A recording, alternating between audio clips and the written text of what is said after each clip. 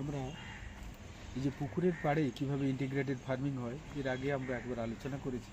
আজকে দেখাবো যে এখানে বিশেষ একটা জিনিস, যে এই যে ঢ্যাঁড়সটা, সেই ঢ্যাঁড়সের প্রতি যেটাকে আমরা লেডিস ফিঙ্গার বলি, সেটা এখানে একটা ইন্ডিজেনাস যে একটা ভ্যারাইটি, এবং সেটাকে এই ঢ্যাঁড়স গাছের একটা দেখুন, এটা একটা মোটামুটি দেখা যায় যে 2 থেকে 3 বছর পর্যন্ত এটা ফলন দেয়। এই ঢ্যাঁড়সগুলো অদ্ভুতভাবে, গাছটা কিন্তু অনেক লম্বা হয়, মোটা হয়, এবং এখানে যদি দেখা যায়, একটু এগিয়ে আসা যায়, এসে দেখা যাবে একটা ঢ্যাঁড়স গাছ এখানে প্রায় 8 ফুট মতো লম্বা হয়েছে, এবং সেখানে কিন্তু খুব ব্রাঞ্চে, প্রত্যেকটা ব্রাঞ্চে এখানে ফলগুলো ভরে থাকে।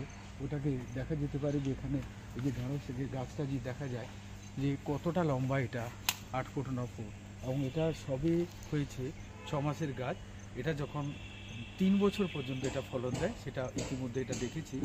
তার জন্য আমার মনে হলো এই যে যারা আমরা চাষি ভাই আমরা করে থাকি, যে মাছ চাষ করি, কিন্তু পুকুরের পাড়টাকে একবার যদি আমরা ঢ্যাঁড়স গাছ লাগাই, সেটা 3 বছর, 3.5 বছর বা 4 বছর পর্যন্ত এটা ফল দিতে পারে। সেই ঢ্যাঁড়সের যে বিশেষ যে একটা অবদান রয়েছে ঢ্যাঁড়স গাছে, সেটাকে বলার জন্য আজকের এই ভিডিওটার অবতারণা।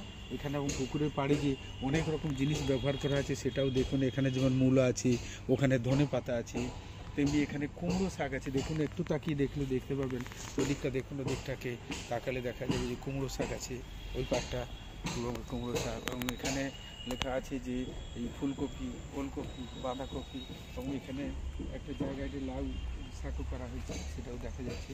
আমি এই পুকুরের পাশাপাশি যথেচ্ছভাবে ব্যবহার করার জন্য এখানে আবার মেথি শাকও লাগানো হয়েছে।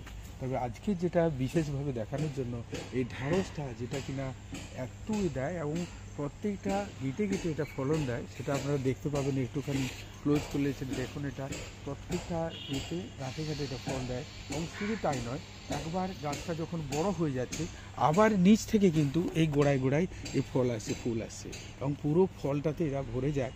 দরকার হলে আবার পরে আরেকবার আপনাদের দেখাবো যে কতটা ঢ্যাঁড়স এটা হতে পারে। দেখুন এখানে ঢ্যাঁড়স কীরকম হয়ে আছে, নাটকে আছে। তাই এইভাবেই আমরা যদি সঠিক যে একটা একটা পরিকল্পনা করে এটা মাছের সঙ্গে এই ইন্টিগ্রেটেড ফার্মিংটা করতে পারি, সেটাই কিন্তু মূল উদ্দেশ্য, এবং সেটাই আমরা করব। এবং এই আশা যে আমরা যে ল্যান্ডটাকে ইউটিলাইজ করব, কারণ আমাদের দিন যাচ্ছে, আমাদের কিন্তু জমির পরিমাণ কমে যাচ্ছে। তাই সে কম জমিতে আমরা কিভাবে একটা ফলন করতে পারি সেটা দেখাচ্ছি। এবং ঢ্যাঁড়স কিন্তু সেটা একটা উদাহরণ।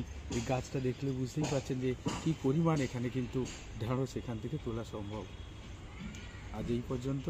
নিশ্চয়ই এই মাছের সঙ্গে এই যে আমাদের যে হর্টিকালচার ক্রপ বা আমরা যেটা ভেজিটেবল তৈরি করছি পুকুর পাড়ে, সেটা কিন্তু আমরা এটা করতে পারি।